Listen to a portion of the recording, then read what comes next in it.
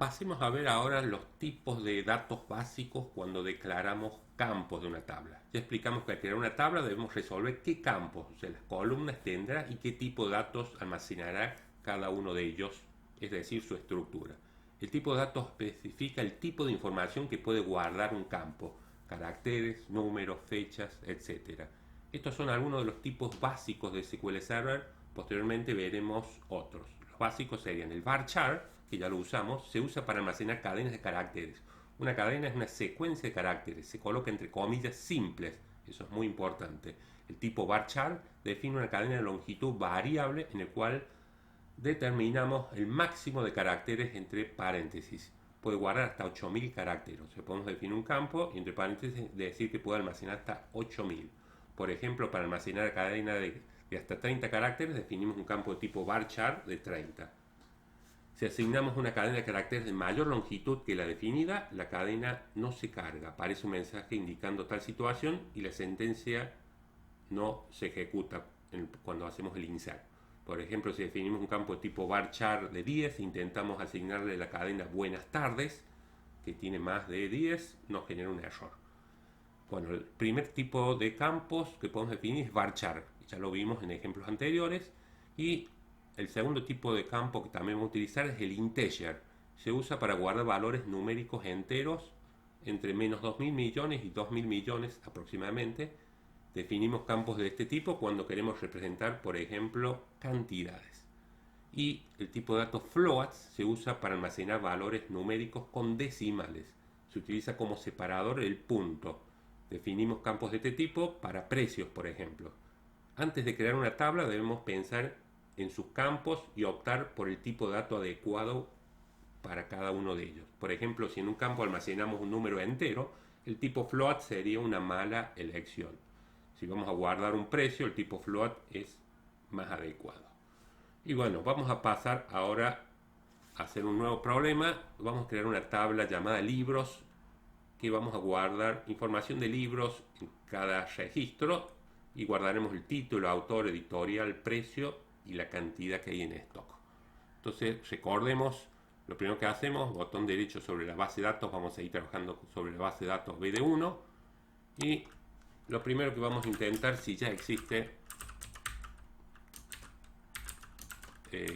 nuestra tabla libros, la vamos a proceder a borrar. Para borrar dijimos una tabla drop table libros. Bueno, ahí tenemos el comando para borrar. Ahora crearemos la tabla libros. La tabla libros, ahora sí vamos a empezar a definir los distintos campos que va a tener la tabla libros. La tabla libros va a tener el título, que va a ser un campo de tipo varchar, y vamos a definirla de 80 caracteres. O sea, todo título del libro no puede superar los 80 caracteres. El autor va a ser tipo varchar y no puede superar los 40 caracteres su nombre. La editorial de dicho libro, varchar, también la vamos a definir, esta de 30 caracteres.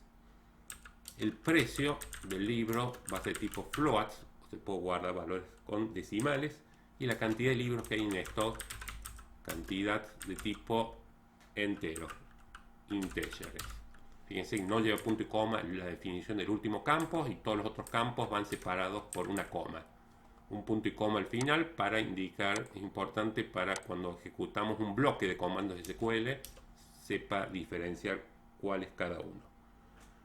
Vamos a pasar a mostrar las columnas. Recordemos, para ver las columnas podemos ejecutar el procedimiento almacenado sp_column, la tabla libros.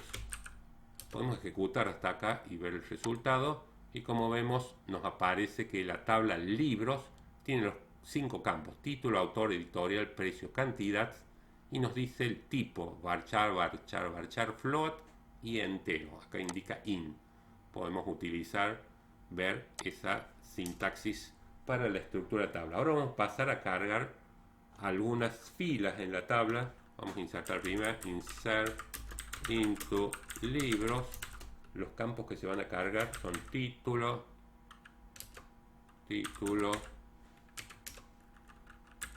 autor, editorial, precio, cantidad.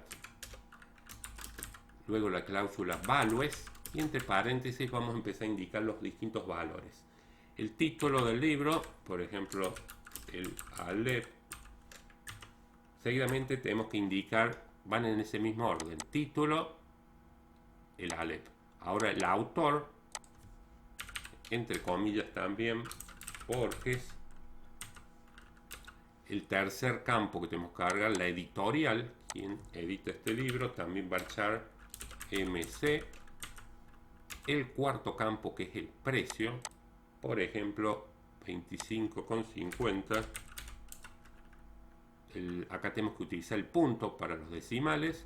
Y el último es la cantidad de libros que hay en stock, por ejemplo, 200 libros. Bueno, vamos, si imprimimos, select asterisco from libros, tendríamos que, luego de ejecutar el insert, debería tener una fila nuestra tabla de libros. Si nos fijamos, nuestra tabla de libros tiene estas columnas, que son los campos, y la primera fila insertada, el título es el Aleph, Borges, autor, editorial, precio y cantidad.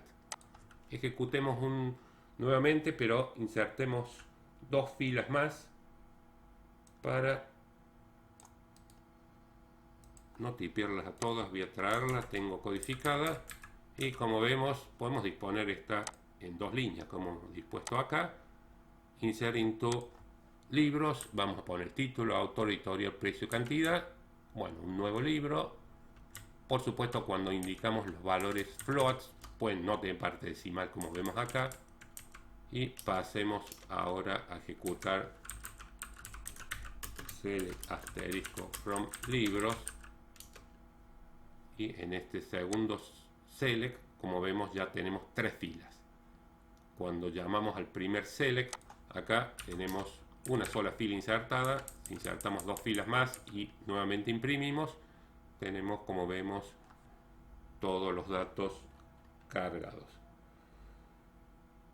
Como vemos, los tipos de datos numéricos no requieren que vayan entre comillas simples.